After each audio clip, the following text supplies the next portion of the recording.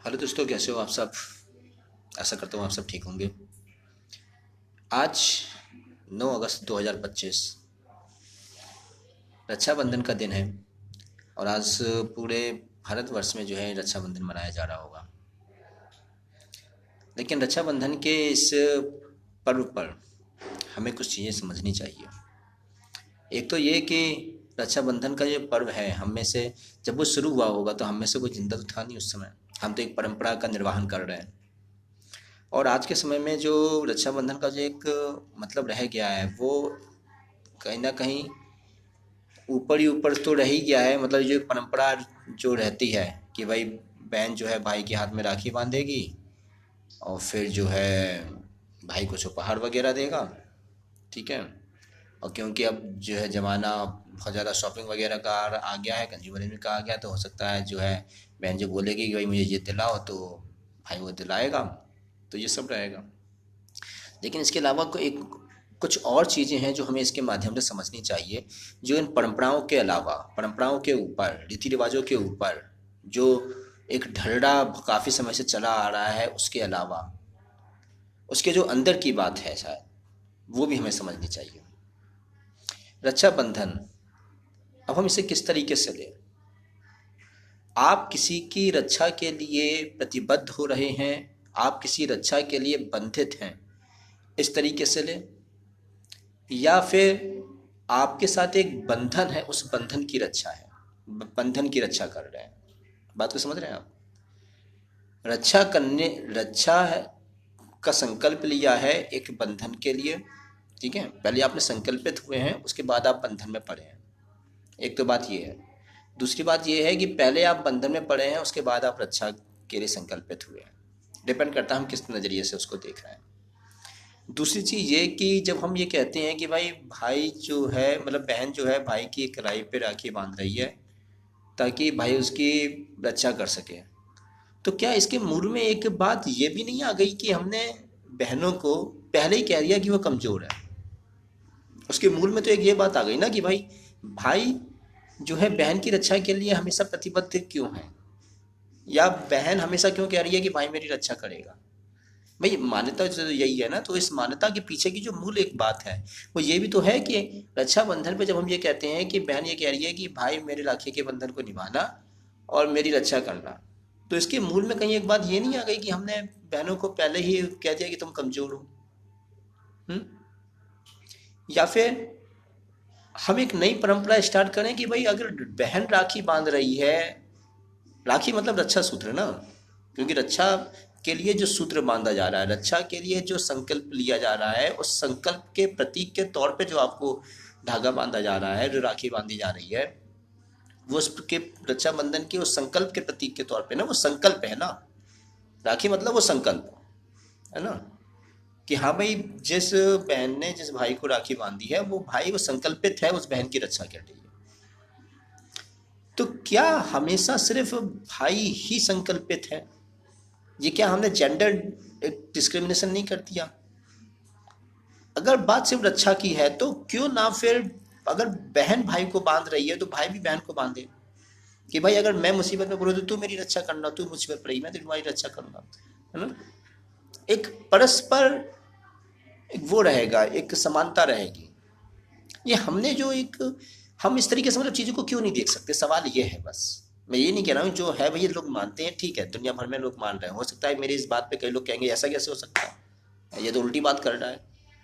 लेकिन एक बार आप खुद सोच के देखो ना लॉजिकली, भाई वो समय कुछ और था। और वो समय, जिस समय ये सारी ये चीज़ें स्टार्ट भी हुई होंगी, उस समय भी जिस बहन को खतरा होगा, उसको किससे खतरा होगा? या तो दुश्मनों से या अपने आसपास के समाज से। दुश्मनों से खतरा होता है, चलो समझ में आता है। और यदि, लेकिन आज तो अपने आसपास के समाज से ही इंसान को खतरा है ज़्यादातर। एक अनजान इंसान आप पे हमला नहीं करता, एक जान पहचान का इंसान जो है आप पे ज़्यादा हमला करता है। वैसे भी अधिकतर जो क्रिमिनल एक्टिविटी होती हैं वो अधिकतर उन लोगों द्वारा ज़्यादा होती हैं जो आपके कहीं ना कहीं नोन में निकलते हैं, जान पहचान में निकलते हैं। तो ये जो रक्षा के लिए जो संकल्प है, ये एक तरफा क्यों है? हमें इस बात पे विचार क्यों नहीं करते कि भाई सिर्फ बहन ही भाई के हाथ कलाई पे रक्षा सूत्र क्यों बांध रही है, भाई को भी बहन के हाथ पे रक्षा सूत्र क्यों नहीं बांधना चाहिए। अब मान के चलो कि किसी के यहाँ बहन बड़ी है, 5-6 साल की है, और जो भाई है वो अभी छोटा है, 1-2 साल का है। अब वो उसके हाथ पे रक्षा सूत्र बांध रही है कि तू मेरी रक्षा कर। आप समझ रहे हो, परंपरा के नाम पे वो ठीक है, लेकिन अगर आप प्रैक्टिकली थोड़ा सा देखो तो क्या है हो रहा है, फिर क्या हो रहा है। दूसरी बात, अब ये तो बात हुई, हमने मतलब बात की कि रोजमर्रा की जिंदगी और दुनियादारी के हिसाब से। अब अगर इसे हम थोड़ा सा आध्यात्मिक तल पे रह जाए और वो द्वैत और अद्वैत के पर्सपेक्टिव से अगर बात करें, तो ये जो भी बंधन और रक्षा सूत्र है, बंधन और रक्षा का जो मामला है, ये पूरा ये होता तो आपके द्वैत में ही है ना, जहाँ पे कम से कम दो होते हैं। कम से कम दो तो चाहिए ना, कि जिसकी रक्षा की जा रही है और दूसरा वो जो रक्षा कर रहा है।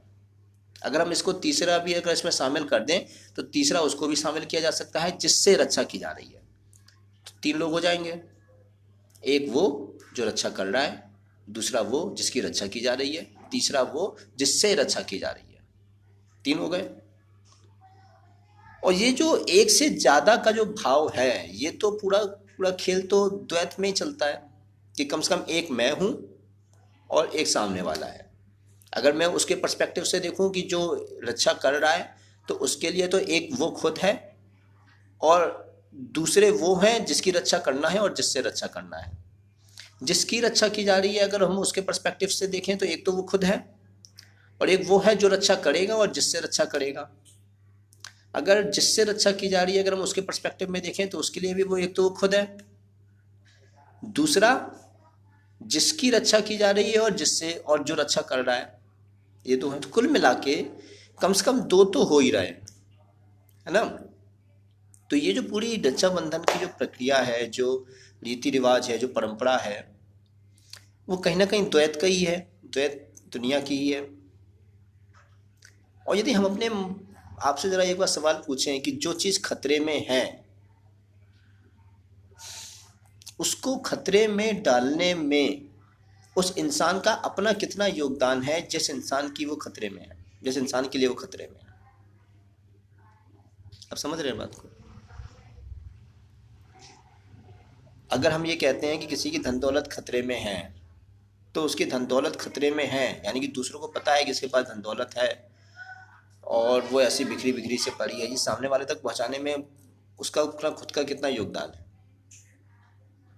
क्या उसी का योगदान है या दूसरे फैला रहे इस बात को। ये तो बात हुई द्वैत के हिसाब से, द्वैत संसार के हिसाब से, कि भैया कम से कम दो तो होते हैं, ड्युअलिज्म जिसे हम कहते हैं, है ना, द्वैतवाद। एक मैं हूं और एक दुनिया है। तो एक मैं हूं, एक दुनिया है, दुनिया में ही वो भी है जिसकी रक्षा करना है, दुनिया में वो भी है जिससे रक्षा करना है, दुनिया में वो भी है जो रक्षा करेगा, दुनिया में वो भी है जो जिससे रक्षा करना है। आप कैसे भी उसको देख लीजिए इन डिग्री में।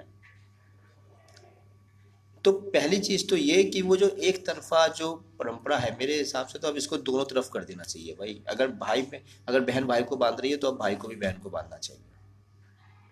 ये एक तरफा का क्या मतलब है। क्या हमेशा बहन ही संकट में पड़ेगी, क्या भाई संकट में नहीं पड़ेगा।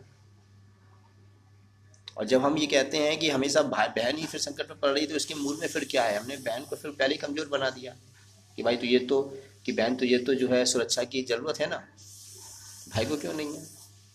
और आजकल तो अगर लॉ के हिसाब से देखें तो बहनों के हक में, फीमेल्स के हक में तो और ज़्यादा बहुत सारे जो है रूल बन गए हैं। आदमियों के हक में तो इतने रूल है भी नहीं, कहीं ना कहीं साथ फंस ही जाता है बेचारा। तो भाई भाई भी बहन को रक्षा सूत्र बांधे। दूसरी चीज ये कि अद्वैतवाद जब कहता है, अद्वैत तो कहता है कि कुछ है ही नहीं, जिससे खतरा है वो भी नहीं है, जिसको खतरा है वो भी नहीं है, और जो रक्षा करने वाला है वो भी नहीं है। तो यानी कि कुछ है ही नहीं फिर तो। अब हालांकि कुछ लोग कहेंगे कि ये क्या फालतू की बात है, दुनियादारी के हिसाब से बिल्कुल ठीक है कि भैया अब रक्षाबंधन का त्यौहार है, किसी न किसी को किसी न किसी चीज से तो खतरा होता है। हमको तो खतरा होता ही है। पैसे, अगर पैसे लुट जाने का खतरा है तो पैसा भी, पैसे की इंपॉर्टेंस कहाँ है, अहम में है, मैं में है। अगर घर जायदाद चले जाने का खतरा है तो वो भी कहाँ है, मैं में है। और जब हम अद्वैतवाद में चले जाते हैं तो वो पहले मैं को ही ख़त्म कर देता है। जहाँ मैं ख़त्म तो मैं से जुड़े हुए सारे खतरे ख़त्म। तो रक्षाबंधन को हमें एक इस पर्सपेक्टिव से भी एक बार देखने की जो है ज़रूरत होनी चाहिए। पहली चीज़ ये कि भाई अगर बहन बांध रही है भाई को राखी या रक्षा सूत्र, तो भाई भी बांधे फिर बहन को रक्षा सूत्र। ये अब तो परस्पर का रिश्ता है, एक तरफा रिश्ता नहीं। दूसरी चीज़ कि हम ये भी देखें कि जो खतरा है, जिसको खतरा है, और जो रक्षा करने वाला है, जिससे खतरा है, जिसको खतरा है और जो रक्षा करने वाला है, तीनों चीज़ें, वो उसके मूल में भी क्या है। उसके मूल में मैं बैठा हुआ है, मुझे खतरा है, मैं रक्षा करूँगा, और वो कोई तीसरा है उसके कारण खतरा है, वो अपनी जगह में है। और जब हम अद्वैतवाद को चले जाते हैं, अद्वैत वेदांत में चले जाते हैं, तो वो सबसे पहले मैं को ही ख़त्म करने की कोशिश करता है। वो कहता है मैं ही नहीं है, मैं ही नहीं है तो मैं के खतरे भी नहीं है, मैं के खतरे नहीं है तो फिर जितने भी ये परंपराएं रीति रिवाज चल रहे हैं वो सब, उनकी कोई ज़रूरत भी नहीं है। क्योंकि भाई जो भी रीति रिवाज, जो भी परंपरा होती है वो किसी न किसी कारण से होती है ना, उसके पीछे कोई तो लॉजिक होता है, कोई तो भावनाएं होती हैं, कोई तो मानसिकता होती है ना। अब वो मानसिकता है, वो भावना है, वो लॉजिक जिसके अंदर है, मैं के अंदर, हम के अंदर, वो उसी को ख़त्म कर देता है।